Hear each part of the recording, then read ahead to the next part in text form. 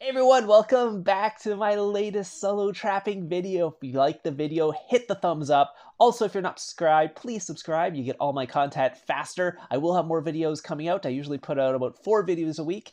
This week, maybe a little less. I will have the top traps coming out tomorrow, so keep an eye out for that. Anyways, we'll get into this video. We'll be starting off with INS. I believe this is Supertashi's guild. INS, I think he's in the big INS, or he's in the other INS. Maybe he's in all of them. Who knows? Anyways, this is going to be from Mad Hatter here, or Mad Hazer, sorry, Mad Hazer is going to be the person. He's going to be going in for a tester attack to start off. It was just basically to see if I had any troops, because my leader was walking back and I was a little higher might, so he's like, oh, I'll send in the tester attack, see if he has any wall traps or anything like that. And after that, this is where the fun starts. This is kind of where they go in for the actual attack here. So he's going to be going in infantry, tier 4, tier 5, a little bit of tier 2 fodder. I do not switch gear on this account for trapping, at least solo trapping. You really don't need it. It is set up more as a rally trap, but I solo trap on it. And again, it is out of the meta, so people aren't thinking you're an actual castle or anything like that. It's just an actual trap castle. You're just like a bigger account who's basically zeroed and they have the leader walking back. That's the whole point of this. That's kind of how you get into their head and make them think that way. That's how this works. I will be actually changing up my other solo trap to a tier 4 trap and testing that one out, but that will be a full mix, not a rain trap setup, so that'll be coming out soon. Anyways, I capped him. They started to set a rally, but the good thing about this is I was planning on migrating, and this was just me trapping in the meantime to grab a leader, because I always try to grab a leader before I migrate. It gives you like a bunch of extra gems, because usually you can get a pretty good ransom from it. I only had 1 leader. I was hoping to get a couple leaders to get a bigger ransom, but it was okay. I ended up migrating with a single leader. It cancels the rally there, obviously, because I'm not in the kingdom anymore. It looks like my guild came in to reinforce me too there anyways. But I was switching over to LX there just for the time. They ended up putting a 500 million gold bounty on me. Again, they ended up just giving me a ransom in the end. So I asked just for 5 jewel chests. That's how I get a lot of my jewels on my free-to-play traps. I go in and basically asked for jewel chests and stuff like that. And unfortunately, I got really bad jewels. So in the end, I didn't really get much for it, but it was fun anyways. So I will be trying out the 1000 IQ trap a couple times in this kingdom as well. So it looks like, where is it? EOH is going in there. I do have Trickster as my leader. That's another thing I use to bait is a bad leader, because a lot of times they'll be like, oh, there's a Trickster, he's a noob or something like that. If they're smart, they'll realize I'm trapping. That's why I have a Trickster as my leader. Apparently, this guy's also going to go in, so it's another EOH guy. I'm just going to switch Phalanx here just to take a little less losses. Again, I don't really need to switch Phalanx. I did learn that later on using this trap that it's almost better not to switch my Phalanx, because if they do more damage, there's more likely to have a follow-up solo attack and they won't start the rally. So if they're doing no damage on these testers, they're like, okay, time to start the rally. So anyways, nothing really happened after that. They started the rally, and I didn't really want to take it, I guess. It really depends on the rally lead who's doing it. If it's a bad rally lead, I will take the rally. If it's a good rally lead, I won't, because, I mean, it's not worth it. Like, if I get rains, I can probably cap it, but yeah, I'm taking losses every single time, usually, because of the tier 5 familiars, if they're good rally lead. So it's not worth it in the end to take it, but anyways, so these are just some smaller attacks here in between. This guy's just going tier 4 siege at me. I think he's just trying to break down my wall. Again, I am at 229 million might. Again, this is kind of the highest I like to be on the solo trap. I usually try to sit between closer to the 220 on this. But yeah, I just had a ton of tier 2 range at this point, because I had taken a couple massive gangbangs, like 30 plus people gangbangs. So I was having to have a bigger front line for that. That's why I'm a little bigger in this one. That was basically in the INS kingdom, so that's why I was bigger then. In this kingdom, I didn't need to be so big, but it didn't really matter. They still went in for attacks. This is tier 4, tier 5. Unfortunately for our AOW, the Wanderer here, it's gonna hurt a little bit. I'm not sure. Yeah, let's see.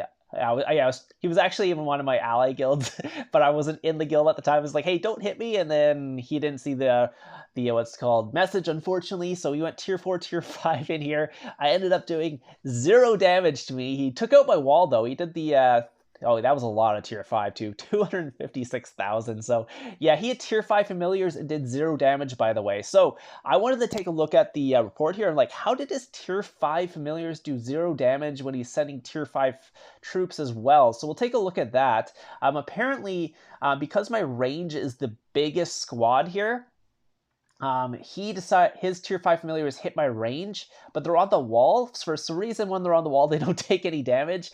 And I had already taken out all his troops before the tick happened or something. I don't know if this was a glitch, but it was really interesting to see because, again, he had tier 5 familiars. It should be auto damage, but since my biggest squad was on the wall, for some reason, it didn't take any damage from the tier 5 familiars. Not 100% sure why. Apparently, if your wall is strong enough and they don't do enough damage, the tier 5 familiars do 0 damage as well. So I don't know why. Anyways, this is just another attack here. Again, a lot of these are just like farming marches. My leader's walking back. Is this RTC? Yeah.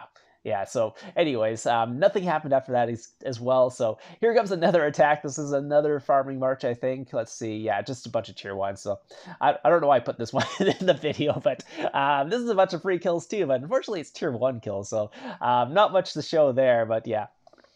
He did end up doing 60 damage. This attack, by the way, this tier 1 attack did more damage than the tier 4, tier 5 Cav Blast, which is with all the tier 5 familiars and everything. So that's actually, I think that's the reason I put this one in here, just to show like the mix attack tier 1 did more damage than that guy's tier 4, tier 5 with the tier 5 familiars. So that's kind of funny. Again, it's based on the squads and stuff like that. If you don't send any fodder or anything like that, you can take out the attacks so much faster. So that's actually a good show for why fodder is so important in your, or at least filling up the squads is so important when attacking. That's the reason. Mixed tier 1 will do more damage than a full tier 4, tier 5 if there's no fodder in the other squads. So that's something you guys can keep in mind when watching those clips. Yeah, I was like, why did I have that clip? That's exactly why I had that clip, just to show the difference between what the fodder does and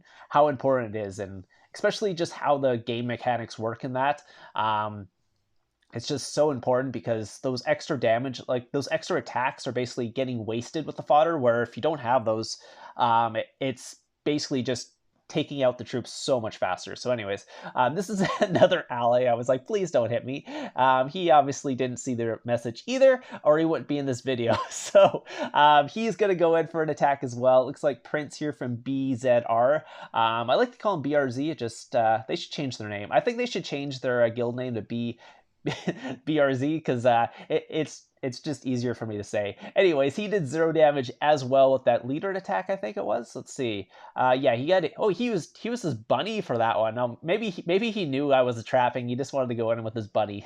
Anyways, so he went in with bunny there, did 0 damage as well. Oh, he went full. Yeah, again, fodder very important. Don't send full tier 4 cav. It's not going to work out. So same thing here. Again, this guy has tier 5 familiars as well. So same thing happened in this one as well. I'm not sure if this was like a glitch that was going on this day or this couple weeks or whatever, but he did exactly 0 damage as well with tier 5 familiars, by the way, in that leadered attack. So he went leadered full cav and did 0 damage. So that's kind of the strength of this what's called build. But anyways, I will have the top 5 traps coming out tomorrow, so keep an eye out for that.